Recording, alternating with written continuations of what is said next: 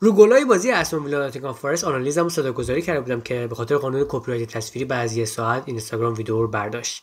من مثل بارسلونا بودم و قانون کپی رایت مثل کرنری که زود زده شده بود.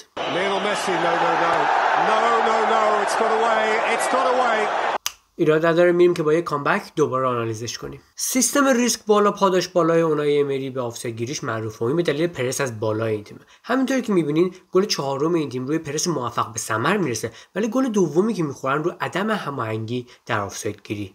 البته باعث گفت که دفاع راست، دفاع وسط و هافبک دفاعی ویلا کاملا مصدوم بودن و پاو تورس دفاع وسط اصلی این تیم هم با مصدومیت بازی میکرد و بین دو نیمه تعویض شد. فایده خوب دیگه پرس از بالا اینه که تو 1/3 هجومی زمین تعداد بازیکنان زیاد میشه، چون اگه توپم لو بره از همونجا پرس میکنن. همینه که داگلاس لوئیس که یه هافبک وسطه تو این بازی 2 تا گل میزنه. انقدر استون ویلا روی آفساید گیری تمرکز کرده که سر گل اولی که میخورن حتی روی کرنر هم تلاش به آفساید گیری میکنن. در نتیجه سبک فلسفه استون ویلای اونای امری نوای بازی هجومی و پرگل رو میده.